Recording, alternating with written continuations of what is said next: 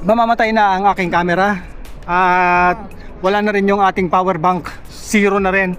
Kaya hindi ko na may papakita lahat ng detalye nitong bridge. Ang Prague ay isang city na madaling mag-connect dahil simple, maayos at may natural na ganda. Dito halo ang malalaking historical spots at normal na araw-araw na buhay. Kahapon bago naputol ang ating vlog, nakita natin ang mga sikat na lugar tulad ng Prague Castle, Radcany Square at ngayon naman ay i-explore natin ang city center kasama ang astronomical clock, Old Town, Charles Bridge at mga art installation na ating uunahin.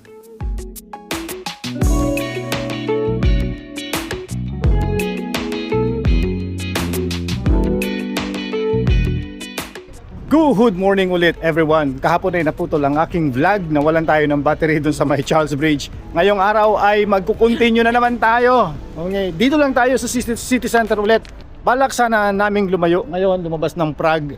Kaso nagising kami ng late. Nasa center ng lahat ng bagay itong aming tinirahan dito. Medyo may kamahalan, pero kung gusto nyo malaman at gusto nyo naghahanap kayo ng tirahan, napakalaki niya, napakaraming pwedeng tumira. Pwedeng dalawa lang mag-register, tapos magdala kayo ng maraming kasama. Yun lang ang problema, kukunin pa yung susi dun sa hotel, kasi part lang ito ng hotel, pero hindi siya nakadikit sa hotel. So walang nagmamonitor, kaya pwede kayo magpasok kahit ilang tao. Tingnan nyo naman ang aming apartment na tinirahan dito. Ito yung room niya, napakalaki. Tingnan nyo. Sobrang laking room. Ang laki ng space. Parang 15 meters yung haba na yan. Tapos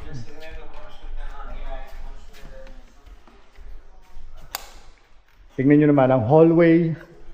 Meron ditong dalawang loo, dalawang toilet. Tingnan nyo naman, napakalaki. At ito ang isang room na pagkalaki-laki din. Ayan. Sobrang laki. Meron ditong kitchen. Ayan, ang kitchen. Maganda ang kitchen. Ayan. And then, yung shower room. May shower room na hiwalay. Andun ang aming apartment. At ito yung paglabas mo ng pintuan. Yan yung pinto. And then ito yung main street. Sa harap ng aming apartment, makikita nyo itong kabayo na ito. Puntahan din ito ng mga turist, kaya tingnan din ninyo. Sa Prague, hindi ka mauubusan ng random art kahit hindi ka actively naghahanap. May mga sculptures na nasa rooftop, mga figure na nakabitin, at installation na nilagay lang ng artist at hinayaan na lang. Hindi flashy, pero may charm dahil parang natural na extension sila ng mga kalsada kahit gaano kasimpleng daanan. Mga simpleng art na nagdadagdag ng authenticity sa lugar. Hindi curated, hindi overly decorated. Makikita mo kung paano tinatanggap ng mga locals ang public art bilang normal na bahagi ng lungsod. At yun ang nagdadagdag ng karakter sa Prague. Napakaganda, nakaka-inlove. Oh, tingnan nyo naman yan. Oh, tingnan nyo naman yung public transport nila. Oh, diba? Napaka-convenient. Ito kailangan yung tumingala sa itaas kasi napakaganda ng mga details ng mga buildings. Tingnan niyo yan. Oh, napanatili nila yung mga original design ng mga structures kasi itong ang Prague ay kagaya ng sinabi ko, ang katangi-tanging city dito sa Europa na hindi nasira nung World War II. Parang art tour tayo ngayong araw na to. Tingnan nyo, tingnan nyo. Kita nyo yan. Bawat layers nag-rotate. Ito, yun, at saka itong kabayo ay ilan lang sa mga art structures, art installation ni David Cerne. Si David Cerne ay yung isang kilalang world-renowned artist dito, taga Czech Republic siya. So kung gusto nyo makita yung mga yan, maglakad-lakad kayo dito sa city center, marami kayong makikitang ganyang installations na gawa ni David Cerne. Hanap muna tayo ng kape. Magaling din yung artist niya.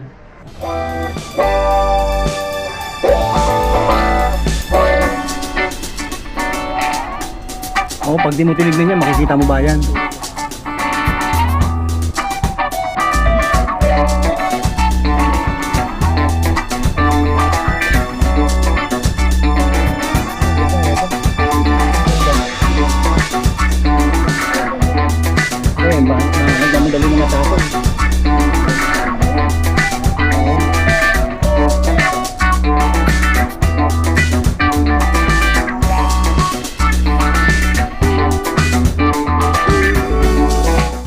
Yun, nandito na tayo sa isang hype spot dito.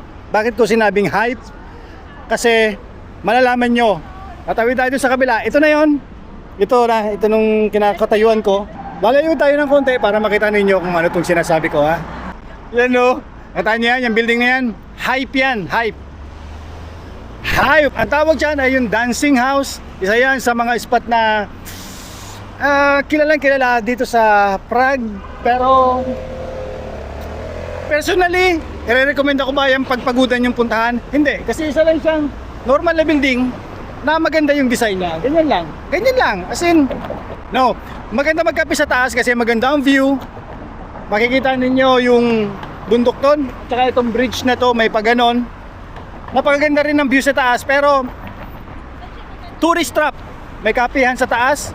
Para makita mo yung view, kailangan mong magkape at magbayad para makapunta doon sa terrace.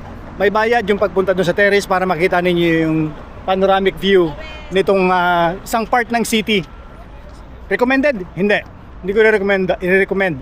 Mahal at hype lang siya, hype. Pinuntahan na rin natin para maipakita ko sa inyo itong spot na to. Since nandito na lang naman tayo. At syempre, dahil magandang maglakad-lakad dito sa vicinity nito, kasi napakaganda ng paligid.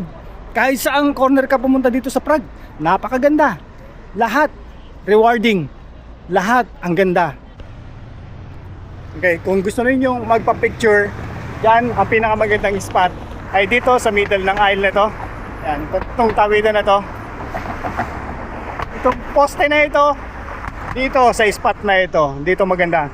Kasi walang masyadong obstruction. Yung mga tao doon nagpapapicture sa kabila na yon, napakaraming obstruction. May mga traffic light, may mga cables, may mga kung ano-ano.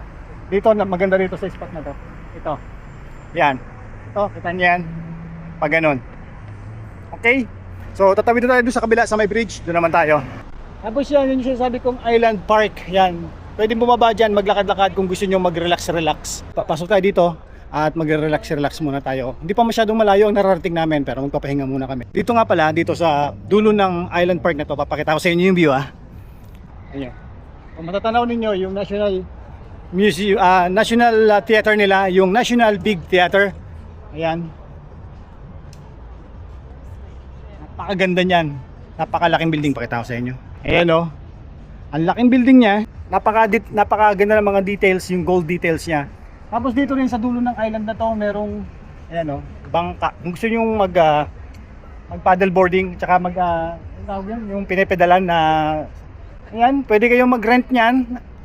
Pero hindi ko i-recommend. Tsaka meron din dito yung boat tour na hindi ko i-recommend rin.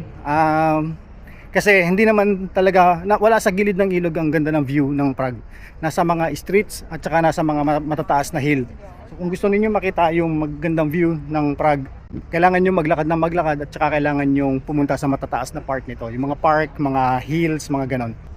Wala kang katulad, wala nang hihigit pa sa iyo.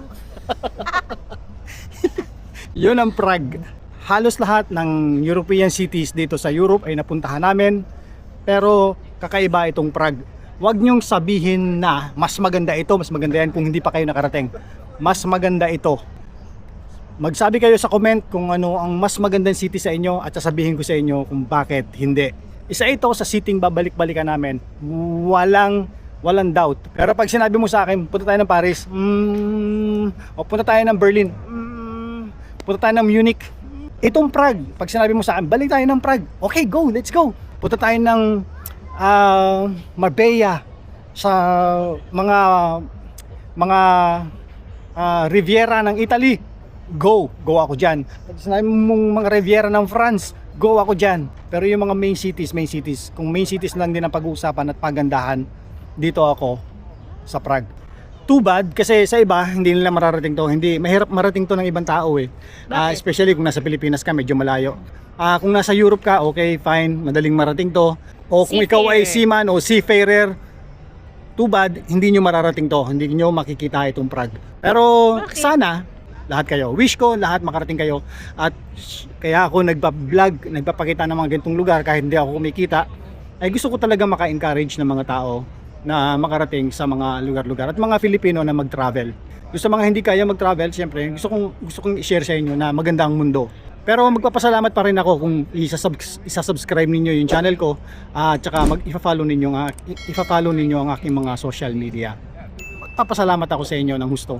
Kaya sige na, subscribe and follow. Comment, like, tsaka share. Yes. Ayos. Touch the sky when the weather's fine. You got women on your mind.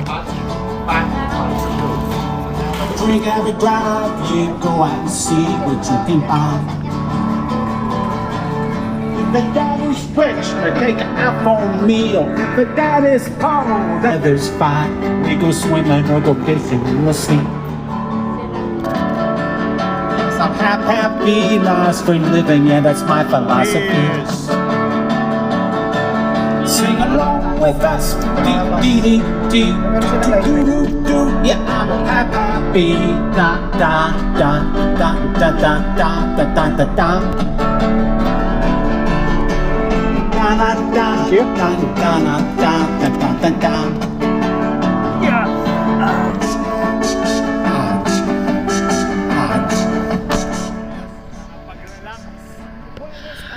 Ayun!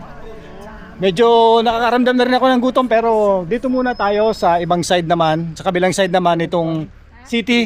Medyo park ng konti ito. Tapos dito bababa tayo ng konti. Magde-descend tayo. May magandang viewing deck doon para makita natin yung layers ng mga tulay. Kung gusto nyo makita yung layers ng bridge, dito lang sa spot na ito yan makikita. So pumunta kayo dito. Ganda, no? Ayan. Yun, dito. Ito talaga. Itong spot na to. Ayan o. O, konting lakad lang. Doon yung isa. Tapos ito yung pangalawa. Ito yung mas pinakamaganda yung view kasi mas clear. Next spot. O, pero tingnan nyo muna to. Mas malawak na view, mas maganda.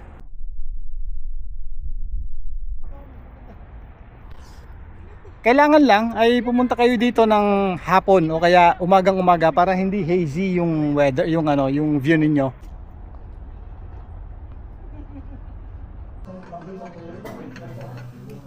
Ayan o. Grabe. Ay, wala pa lang guys. Kakain muna kami and then mamaya na ulit. Andito na tayo sa Old Town at tignan nyo naman kung gaano karami ang tao. Napakadami. Grabe. Hoy! Kamusta? Ito, mabuti. Ito na, malapit na tayo dun sa astronomical clock nila. Ayun no. Lapit tayo ng konti para mas maganda. Ayan no. Ayan yan no. Yan, tignan nyo. Yan. Zoom natin ng konti. Ayun no. May malaking clock doon sa taas. Tapos ito na, yung astronomical clock. Napaka-historical niyang astronomical clock na yan. At isa yung famous na puntahan dito sa Old Town ng Prague. Ang Old Town ang pinaka-famous na parte ng city dahil halos lahat ng importanteng landmark ay nandito lang sa isang area. Dito kapansin-pansin ang mga sobrang lumang mga gusali, makikitid na cobblestone streets at mga building na magkakaiba ang kulay. Old European city na matagal nang nakaset ang structure at wala nang masyadong binago. Ang pinakasentro ng Old Town ay ang square, isang malaking open space na punong-puno ng maraming tao, tourist, street performers at mga locals. Sa paligid ng square ay puno ng restaurants, coffee shops, souvenir shops at malalaking historical buildings. At syempre ang pinaka-highlight ay ang astronomical clock. Hindi na kailangang maging mahilig sa history para ma-appreciate ito. Isang malaking orasan na may mga gumagalaw na maliliit na figures bawat eksaktong oras.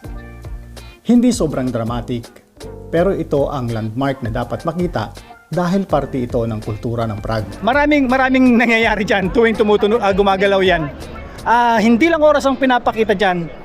Meron dyang moon phases, zodiac signs, at galaw ng araw, at saka buwan. Parang science plus art plus drama plus. Kapag malapit na ang oras, nagsisiksika na ang mga tourist sa harap at magbubukas ang maliliit na bintana at lalabas ang mga maliliit na figurine. Mabilis lang ang show, parang less than a minute, pero crowd pleaser pa rin. Sa paligid ng astronomical clock, makikita ang Town Hall Tower at ang mga building na may mga arcades. Dito maraming nagtatambay kasi malawak ang area at magandang meeting point. Marami ring restaurant na may outdoor seating, pero karaniwang overpriced. Kung naghahanap ka ng mas authentic at mas mura, pwede kang lumayo ng kaunti sa mga side streets. Sa paligid-ligid ng square ay may mga interconnected small alleys na parang maze. Mga streets na very traditional European layout. Walang pattern, walang straight lines, at minsan biglang liliko na parang walang patutunguhan.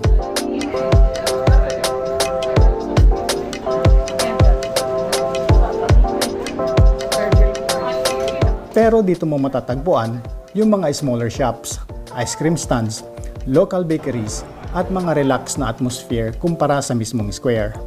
Sa kabuuan, ang Old Town Prague ay hindi tungkol sa fantasy o magical vibes.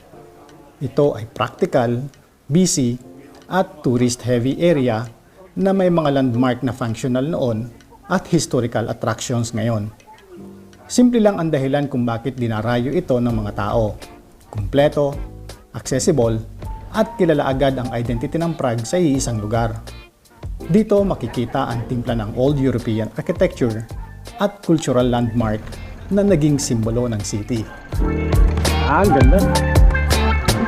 Dito mas magandang bumisita sa hapon hanggang gabi dahil sa lalong nagiging maganda ang paligid kapag nagliwanag na ang mga ilaw sa paligid. Dito sa isang square lang, parang may intindihan mo na agad kung ano ang karakter ng Prague.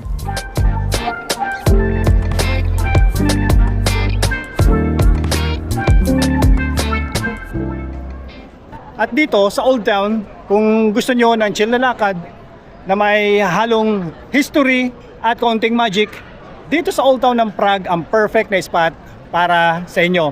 Ang tips para sa mga gustong magpunta rito ng chill na experience, punta kayo ng maaga o kaya late evening para maiwasan ninyo yung ganito karaming crowd at para makapagpa-picture kayo dyan sa orasan na yan nang walang masyadong maraming tao. May kwento na yung orasan na yan na yung gumawa niya na isinumpa at binulag para hindi na siya makagawa ng kapareho. Medyo dark yung story pero interesting. So, kung gusto nyo pa ng maraming kwento, punta kayo dito or samahan nyo lang kami habang naglalakad-lakad rito. Nakita nyo ba yan, dami ng tao na yan? Sigurado kami, lahat yan papunta doon sa bridge. Kasi itong gantong oras, ang pinakamagandang timing para magpunta doon sa bridge, para sa sunset kasi. Kasi may mga ilaw doon sa paligid. Makikita nyo pagdating natin doon. Kagaya ng pangako ko sa inyo kahapon, papunta na tayo doon ngayon.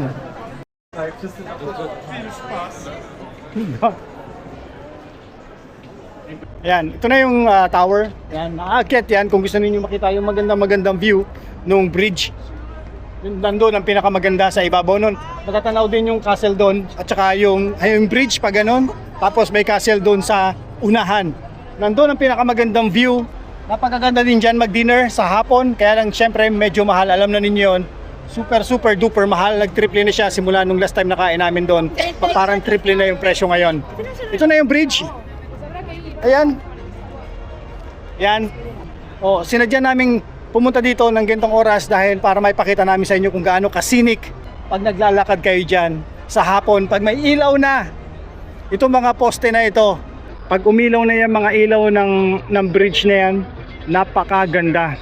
Habang naghihintay tayo ng oras ng pag-ilaw, ng mga ilaw na yan, ng mga post na yan, ay konting history muna tayo tungkol dito sa Charles Bridge.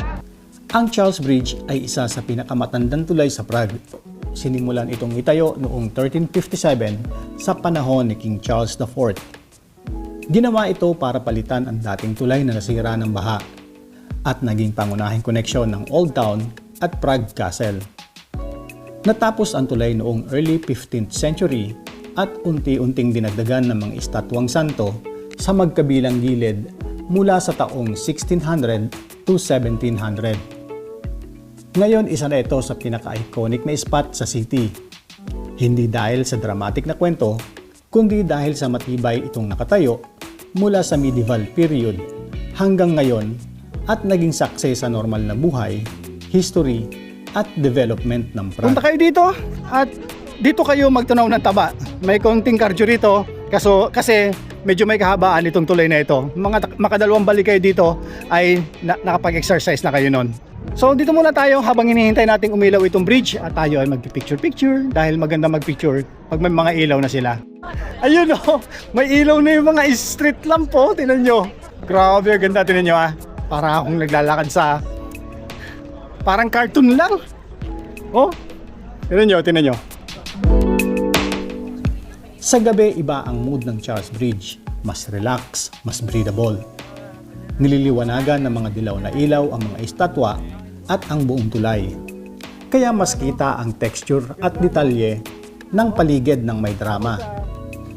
Hindi ganun karami ang turista kumpara sa daytime, kaya mas may space na maglakad-lakad at namnamin ang ganda ng paligid. Parang normal lang na lakad pero may added calmness dahil sa mga ilaw at mga street musicians. Ang overall energy ay chill, sapat ang dami ng tao at hindi siksikan. Grabe, puro party boat yung mga yan. Kung gusto nyo mag-party dito, punta kayo.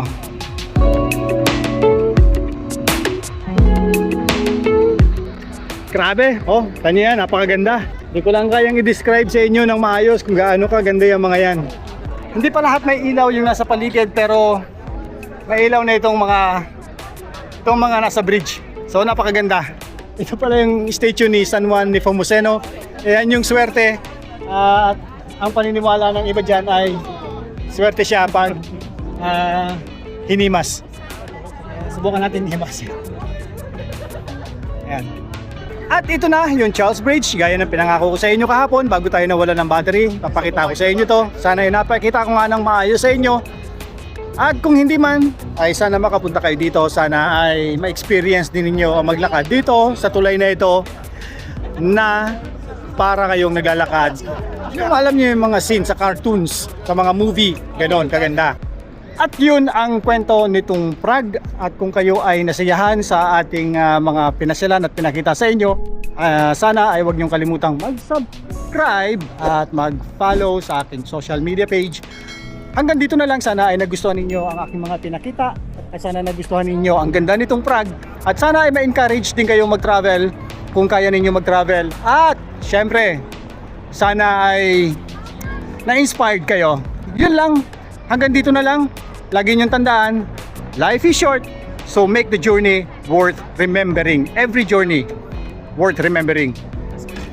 See you sa next city, see you sa next country. Peace. Ingat kayong lahat.